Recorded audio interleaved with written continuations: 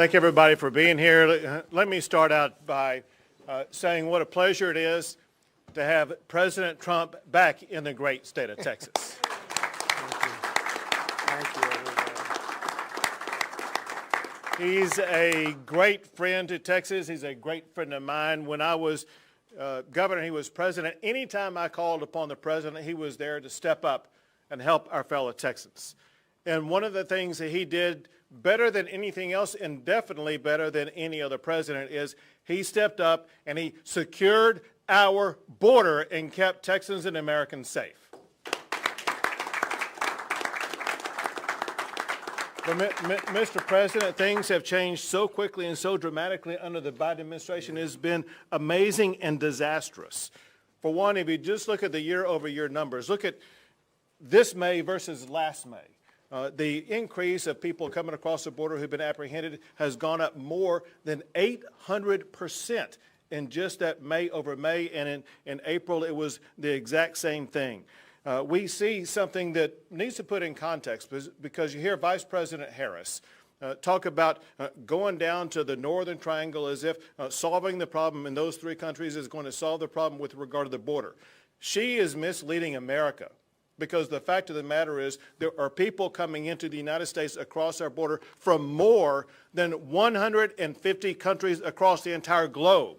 If she solves the problem in those three countries, which we know she can't, it means there's still more than 147 other countries to go to solve problems there. They're missing the point. There's one place to solve all the problems on the border, and that is on the border. And that's exactly where the Biden administration needs to devote their resources to get the job done. The problems are dramatic. Let me give you just one example about what's happened after you left presidency that we've seen in Texas and across the nation. It's probably the most deadly aspect of what is happening, and that is the importation of the deadly drug of fentanyl. Just 2 milligrams of fentanyl is a deadly dose. And just this calendar year, the Texas Department of Public Safety has seen a 2,000% increase in the amount of fentanyl that they have apprehended, and that's not counting what Border Patrol has apprehended. Just the Texas Department of Public Safety alone has apprehended more fentanyl to kill every man, woman, and child in the entire state of Texas. This is deadly, it's dangerous, and it's infesting regions across Texas as well as regions across the United States. So here's what Texas has done that I want to bring you up to speed on that we have had to do to respond to this crisis. We launched Operation Lone Star, where we deployed 1,000 Texas Department of Public Safety officers as well as Texas National Guard, and they have already arrested almost 1,800 people for criminal violations, in addition to about 40,000 apprehensions of people who've come across the border illegally, and they have busted 41 stash houses. In addition to that, things got so bad that county judges, the lead officials in the border region counties, for the first time ever, they asked me to declare disaster. You remember I declared disaster for Hurricane Harvey and some other things like that? Right. This is the first time ever I'm aware of that a governor had to make a disaster declaration for the border situation, and yet that's exactly what we did. And then the state of Texas, with the help of Lieutenant Governor Patrick, we passed in our state budget that I just signed more than $1 billion of funding for Texas to have to step up and secure our border. And then after that, they added an additional $250 million for Texas to begin building our own border wall to keep Texas safe. And then on top of that, we have a new program because we are seeing people coming across the border who have committed crimes before. And we want to arrest these people, and we through the Texas Department of Public Safety are working collaboratively with sheriffs to make sure we have an arrest program. We're not going to be involved in catch and release. If you're coming in the state of Texas, you will have Texas law enforcement arresting you and putting you behind bars. This isn't going to be the red carpet treatment that the Biden administration has rolled out. This is going to be time in jail that our law enforcement officials will help achieve. Two other things I want to mention. One is that Governor Ducey and I, we triggered an interstate compact where other states can join in and assist us and help us to secure our border.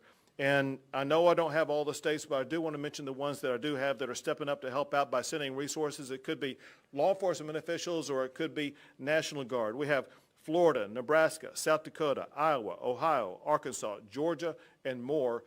Just know that the people of Texas, the people of America, thank you for stepping up and providing your resources to help secure the border, knowing full well that what comes across the border does not stay at the border. In fact, it goes to your states and other states across the entire country.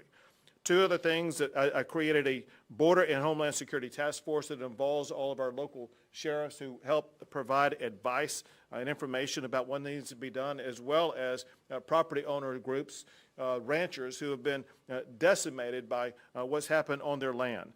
And let me just close with that. We're doing all that we can for one reason, and that's because the way that the people along the border are having their lives turned upside down. I cannot tell you the number of stories that I've heard from people who have had guns put to their heads or guns brandished at them in their ranches, in their homes, in their neighborhoods. They're afraid to have their children go play in their yards. The ranchers have their homes invaded, their fences ripped up, their livestock lost, their game lost. It is a far more dangerous situation than it's ever been. The people of Texas have been pleading for us to be able to step up and help restore safety and security in their lives, and that is exactly why Texas is stepping up and doing a job that is truly the federal government's job, a job that you did, but a job that the Biden administration is completely failing us on. Now with that, there's going to be 3 law enforcement officials who will provide you additional information, and then we will look forward to hearing your remarks. And it starts out with the Director of the Texas Department of Public Safety, Steve McCraw. Thank you, Mr. President. Hi, Steve. Hey, Mr. President, clearly the governor underscored, I just wanted to make that point, that my entire federal and state law enforcement career, no president has done more to secure the border. Thank you, Steve, very much. We've got a mic coming for you here, Steve. Yeah. Take this here. In fact, you said that so nicely, I hope you say it again. All right, let me try it again. Now it's on a mic. But there's no question that you have, and I know anybody in here that's dedicated themselves to law enforcement recognize that. And also, you've always backed the law enforcement community, and we appreciate that. So Thank you. God bless you. Thank you on that. Very much. And I can say this, just not because he's my rating official, but because it's true. Governor Abbott has done more than any other governor to protect its people, to protect the border, and to enforce the rule of law than any other governor in the nation. And I can also say, maybe much to the chagrin to our congressional colleagues that are here today, the Texas State Legislature has done more to support the brave men and women of the U.S. Border Patrol than the U.S. Congress has. I think they might agree with that, you on that. But with that, Mr. President, we can begin. First slide, please. I was visiting with Sheriff Martinez, and we both agree that, and it's no question about it, that as a result of the U.S. government not securing our border with Mexico, it has transformed Mexican drug trafficking organizations that were relatively benign, focused on marijuana in the 80s, to the most dangerous, ruthless, vicious, and depraved criminal organizations in the world, and they're on our front door. Texas has 1,254 miles of the border with Mexico, and there's 63,000 square miles in the area that the cartels operate their smuggling operations, from Cameron County to El Paso County, and we're mindful of that. Now, the Mexican cartels, because of the porous border, and they exploit it, they apply all the elements of military force, including command and control, logistics, intelligence, information operations, and the application of deadly force to support their criminal operations. They also recruit our kids and kids in Mexico to support their operations on both sides of the border, and they have formed partnerships with the most vicious gangs in Texas and across the country, whether it's local, regional, or transnational gangs. It clearly is a certain threat to our problem. In fact, if you have a drug problem anywhere in the country, you have a border problem. If it's cocaine, methamphetamine, fentanyl, and heroin, the Mexican cartels own it, plain and simple. And they work with the gangs in those communities, and they're responsible for a level of violence in those communities as well as a result of that. This all goes back to the border. If this slide here, you'll see that there's 6 of the 8 cartels that operate in Texas. And there's also 16 gangs that support their criminal operations in that area of operation. Next slide. The governor talked about consequences. Illegal migrant apprehensions during the period of time. This is just January. and compare it between the same time last year, and you can see the dramatic increase that the governor talked about in terms of 800%. Next slide. Those are the numbers right there. And that's the difference between January of this year and January of 2020. You can see a 527% increase, from the same time period. And that makes a difference because what happened is immediately Border Patrol was overwhelmed because many of these were unaccompanied children in family units, and as you know, that they cannot, process them quick enough.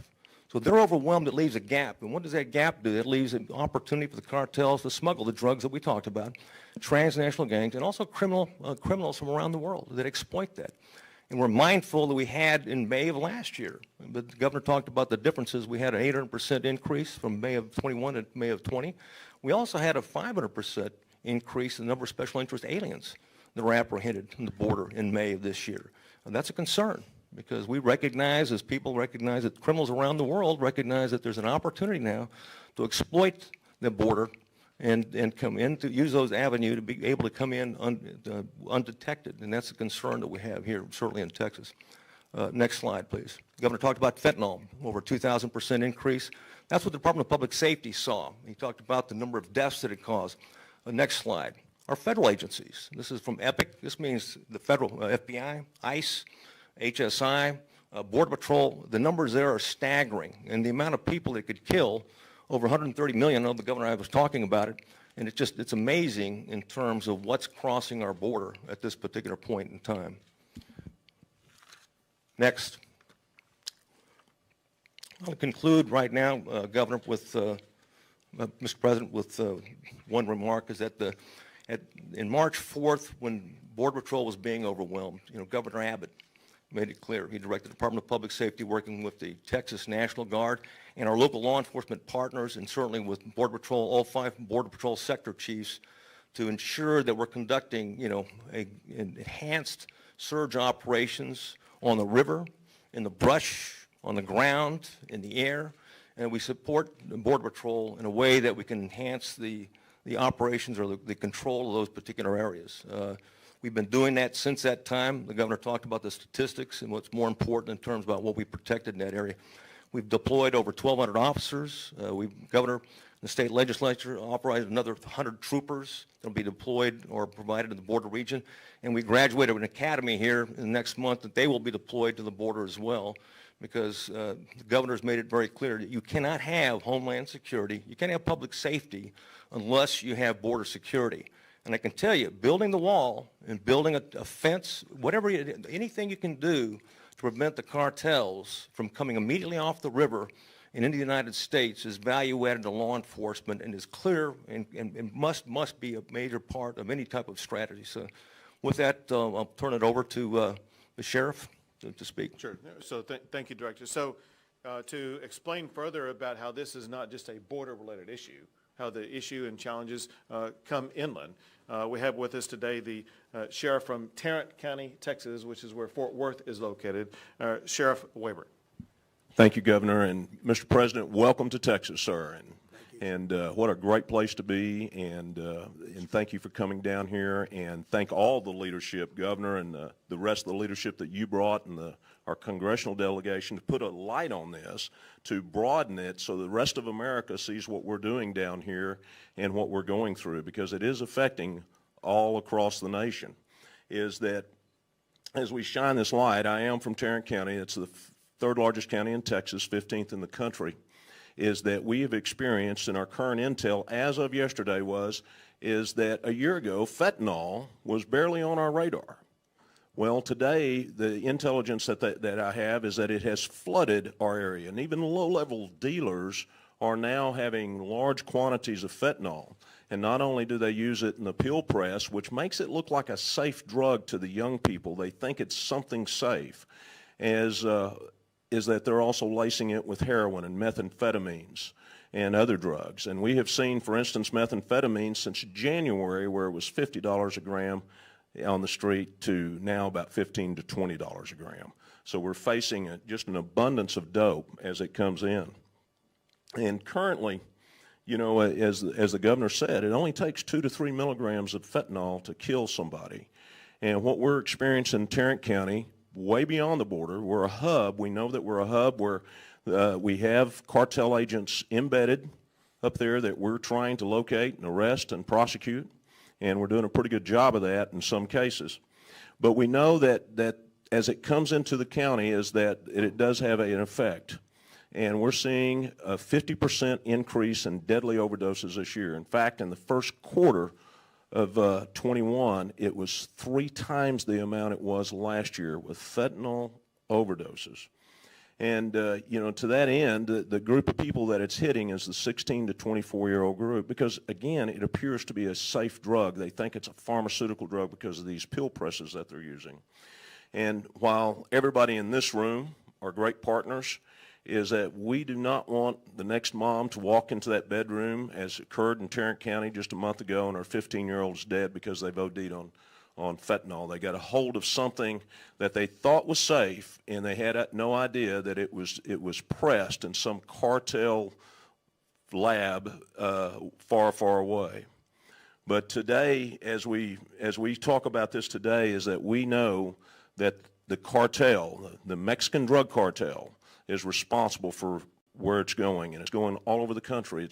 I'm in Fort Worth, but it's happening, and I'd be amiss to say it's on every sheriff and every chief and every director of public safety's radars, this business of fentanyl and the deadliness and the threat it is to us as it continues to grow. Coming in from China? Pardon me? Coming in from China. No, sir, it's coming in from the cartel. That China is finding Are they getting it from China? They are getting it from China, but they find it easier to come through the United States. It's an easier port to come up through the United States. Yeah. And as we interview people we caught, that's what they're telling us way up in Tarrant County, is it's coming right directly from this border. And we believe because of all that, I certainly believe, and I believe the law enforcement in the room, is that the drug cartels in Mexico should be the #1 enemy of American law enforcement, plain and simple. And we need to draw a line in the sand to protect our children. And we also need our parents, if I may say, our parents need to invade the space of their children and know what they're doing on social media and know who they're connecting to, because we need everybody's help, or they're going to be walking into that bedroom, unfortunately, and that 15 or 16-year-old is going to be gone. Thank you, Sheriff. Thank you, sir. One last speaker that is also a sheriff that can tell you a little bit more about a different type of deadly consequence of the open border situation is Sheriff Martinez from Brooks County. Good morning, Governor, President. Welcome to Texas. I'm going to highlight Brooks County as it is. We're 70 miles north of the river. We do have one of the busiest checkpoints there in the Southwest Corridor. Real briefly, between June the 22nd and Friday the 25th, we recovered 7 bodies in the brush. Okay. Now, in June of 2020, we had 4 bodies recovered. In June of 2021, we had 16 bodies recovered, 300% increase. Okay. Now, lost collars from June the 21st through June the 27th, we've had 25 separate lost collars calls to the 911. Now, as a result of that, we only 17 were recovered, and that kind of goes back to the fact that the bodies were recovering. And of course, all these recoveries, I have a good collaboration with the local border patrol. That's our resource. That's pretty much who we refer to and kind of guide us through a lot of issues. So in going with them and talking and collaborating, Brooks County itself has had a 185% increase in apprehensions. We've had a 110 increase in non-encounters, which means getaways. 110% increase in that. 215% in smuggling cases increase. 44 migrants who have significant criminal history for sexual assault. Actually, 238% increase. And that's another issue that we deal with, sexual assaults, rape cases that occur within the brush that we deal with quite often. 490% increase in 911 calls. 301% increase in rescues. Again, thanks to the partnership we have with Border Patrol. I think we need to understand that the current administration needs to understand that the correct wording needs to go out there to the American public in saying that this challenge is not quite being managed because we're really not putting the hands on those that need to be arrested. Okay, I think that there's a lot more out there that we just don't have enough resources. I always refer to Brooks County as the void in the donut, where our resources are at least an hour away. even though we get a lot of help from the state police with their helicopter, but by the time they get there, it's pretty much over. They're gone. And of course, there's a lot of damage being done to the ranchers as a result of the pursuits.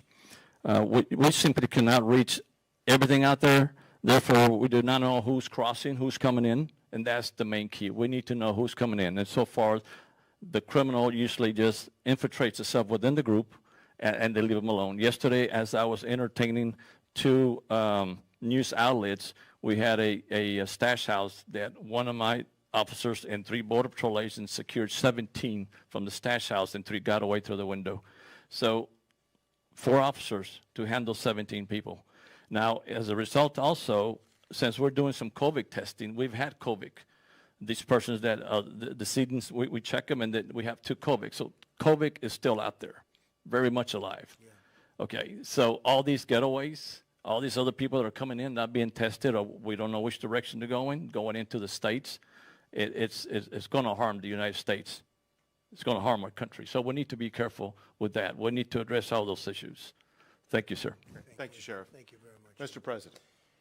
Well, Governor, thank you very much. It was an honor to endorse you and strongly endorse you, highest and best endorsement. And I did notice your poll numbers are through the roof, and I'm very happy. And you've done a great job, and we're really honored to be with you and with Dan and with Ken.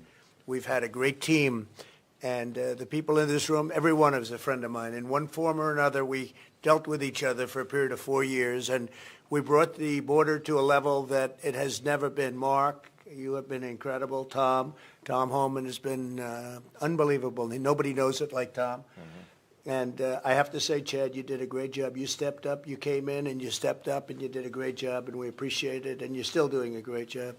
But the border has never been this way. It went from the best border we've ever had in the history of our country, not 20 years. You know, they like to say over a 22-year period. No, it's the best ever by far.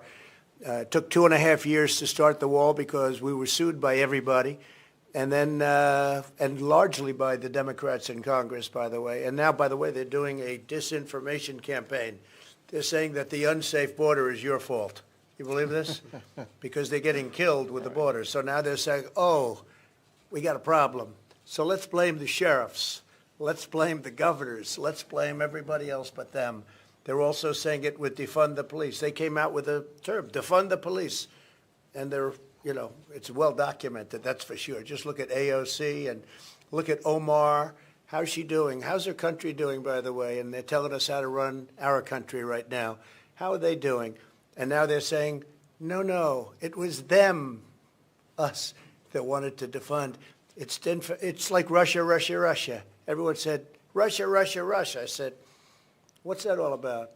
Then they said, oh, you were very friendly. Well, that's been proven to be false. Not only false, it was them that were associated with Russia. It was them, the Democrats and Hillary and the group that gave money to Russia.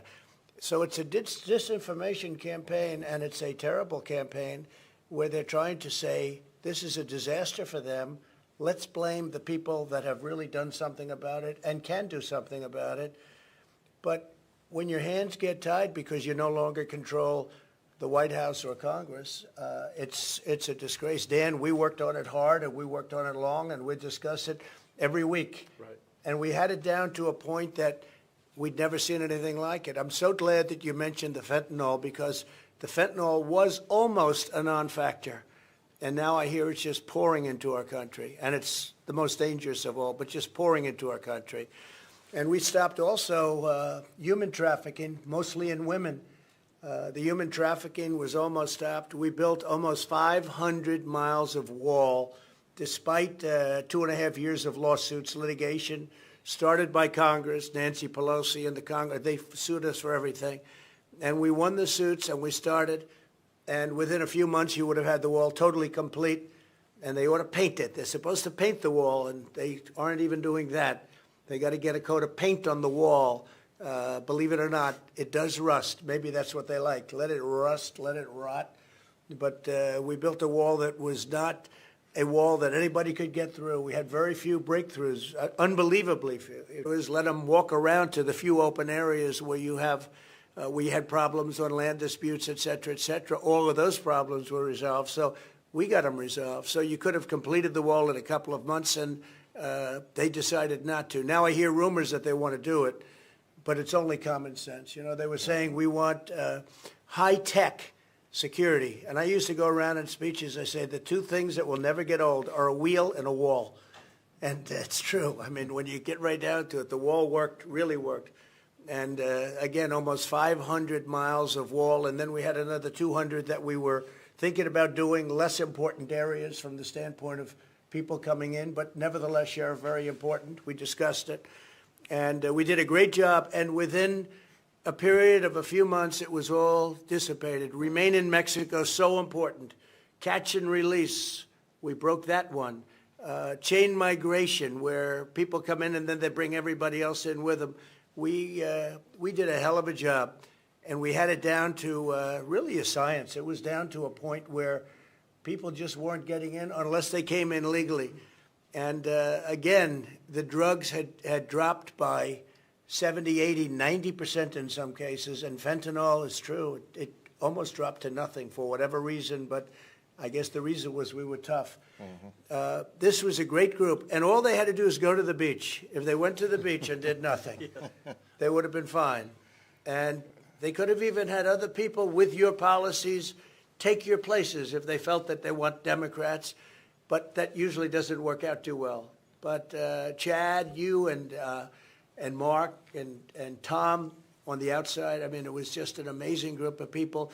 And I'll tell you, Brandon has been incredible. From day one, he came to me from day one. It's no games, no nothing. You knew that we were going to do it right. And I'd ask him a lot. I'd say, what do you think about this? I was calling him once every 4 or 5 days to get his advice, because nobody knows. Like, for instance, on the wall, I was going to build a very good precast concrete wall. Would have been really fast. I loved it. I was going to do super hard precast, the 5,000-pound concrete. And the Border Patrol hated it because they wanted to be able to see through. I said, why? And after we go through, then we put the panels on top. And you're all nodding. It's true. The panels on top, it's sort of a safety climb, no-climb panel. And that panel adds great difficulty to being able, believe it or not, because a couple of people said, why'd you put the panel on top? And it was really a no-climb panel. It's very hard to climb it. Once you get there, then you have the panel on top of everything else. So I did it 100% as per Border Patrol, ICE, and everybody else in conjunction, even with your top people. Mm-hmm. We designed a wall that was terrific. You know, you see it as steel, but it's not really. It's steel on the outside. It's hardened concrete on the inside of the bollards. And then it's also rebar, and it's a very heavy rebar and a very powerful rebar, very strong rebar, steel. So we had steel, concrete, and steel, and when they cut through it, they got to really want to get through. They got to really want to get through. And we've had almost no instances of that. So we built a wall that was not penetrable, and we were just about finished, and then we had an election where we did much better than we did the first time. And amazingly, we lost. Check out the New York election today, by the way. They just realized it's a disaster. They're unable to count the votes. Did you see it? It just came out.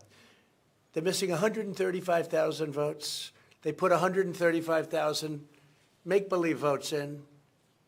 Our elections are a disaster. But this election, because of you and Dan and Ken and everybody, I want to just thank the people of Texas because we won in a landslide. Mm-hmm. It wasn't even close. Well, I always said, you know, they were saying, well, Texas is going to be close. I said, well, I'm in favor of oil, I'm in favor of God, and I'm in favor of guns. And they're not. And if you're in Texas and you don't like guns, God, and oil, I don't think you're going to do too well. And they didn't do too well. They didn't do well at all. They did poorly. But we did well, and we did well in other states, too. We did well in states that we lost. We did really well, much better than we did. We got 12 million more votes than we got the first time. One of the media called up, and they said, could I ask you, what was the difference between 16 and 20? I said, well, the big difference is we did much better in 20. And they thought about it. They said, you know, you're right, isn't it? But the vote counting was probably a little bit better for them in 20, because what we've done was appreciated by the people. And we better get our elections straightened out, because you're going to have a runaway country. You're going to have a banana republic. You're going to have a third world country here pretty soon, because our elections are a mess. But I just want to thank all of the sheriffs that are my friends. I want to thank the governor, the lieutenant governor, and I'll tell you what, good luck, Ken. And I know you have a little race coming up, huh? Yeah, I know. And I'll be making an endorsement of somebody in the very near future. How many people are running against you, Ken? Two. Two, that's all? That's it. Well, that's not bad for you, right? No, we're going to do fine. You're going to handle it all right? Anyway, but he has done a really good job. So, and there's my doctor right over there. My doctor. He said, you know, sir, if you want, you're really smart. You ought to take the cognitive test. I said, oh, what's that? Doc Ronnie, right? Now we call him Mr. Congressman. What a job you've done, Ronnie. They went after him, and it didn't work out too well. There you are. The Democrats went after him like you wouldn't believe. But he did a test. Did I ace it? Yes, sir. I aced it.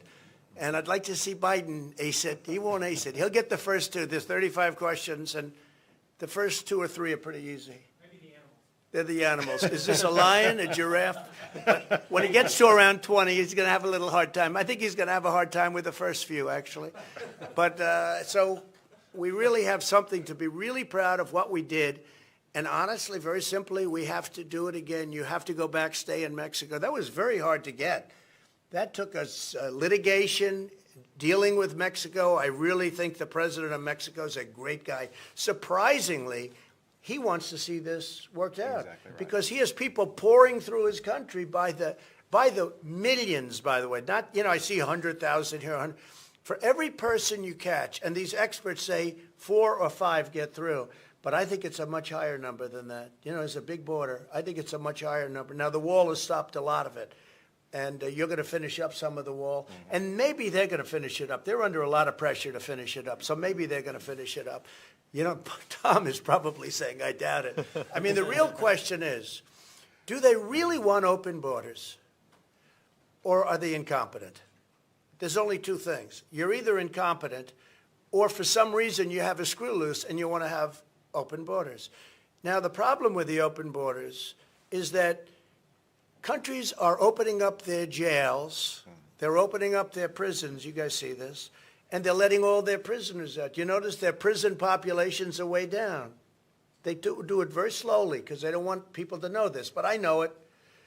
And they're letting all of their murderers, rapists, drug dealers, and human traffickers out, and they're coming into the United States of America at a level like we've never seen. They weren't coming in with us. And in fact, one of the quick stories I tell is that when we first started, I said, get them out. And I said really more than anybody, I guess, to you, Mark, you and Tom, I said, get them the hell out. The MS-13 gang members, who they say are the worst in the world, they certainly might very well be. I see what they do with knives, where they cut them up into small people. They cut people up into small pieces because it's more painful than using a gun. I said, get them out. And Honduras, Guatemala, El Salvador would not accept the people. Under the Obama administration, they wouldn't take the people. So the people came back to me just routine. He's a fantastic man. He really is. He's a fantastic man. Very different persuasion. His thought process is very different. Could be on the socialist side. But I'll tell you what, we worked along really well together, and he's a terrific man and a terrific person, and he loves Mexico. I will tell you that. But we opened it up. They used to have airplanes on the runway, so we couldn't land our planes with their MS-13 horrible criminals in the plane. So we couldn't land them. We couldn't get buses back. And once I did that, they took them all back. So we had all these great policies going, and they were all ended. One day they were ended. This didn't take place over 3 months or 5 months. This took place in the first week.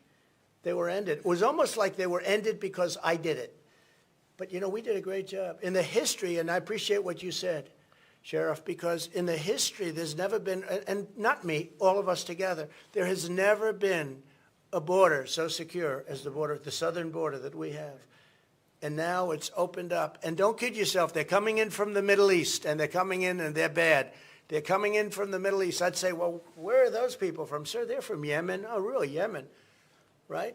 How's that all about? They would dump them off in South America, and they make the journey up because it was easier to get through that way, through the southern border, and that stopped with us. That stopped fast. And now we have an open, really dangerous border, more dangerous than it's ever been in the history of our country.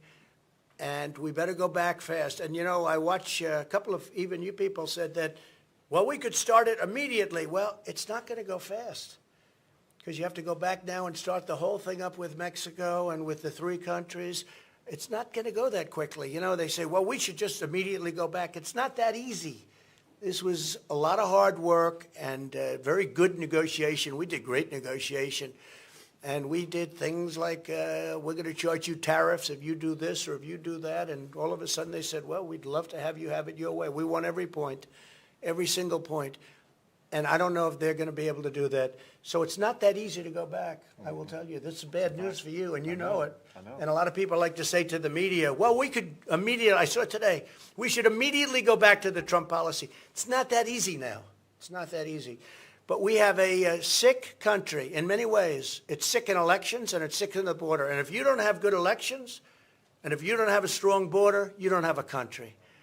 So with that, we're going over to the border right now. But we're going to the real part of the border where there's real problems, not a part where you look around and you don't see anybody. We're going to admire the wall and how it works, because wherever we have the wall, that's what made the big difference. It made tremendous difference. And I just want to thank the people in this room. You have been incredible, incredible partners, including those characters back there that are all friends of mine. Every single one. Good job on television yesterday morning. Really good, Brian, I tell you, really good. So I just want to thank you all very much. It's an honor, and we have a tremendous crowd waiting for us, and I don't want to keep this man, I don't want to have him be late. I want to keep those approval ratings right at 92%. Okay? Thank you very much. Thank you. You take care of yourself. Thank you. Thank you, Tom.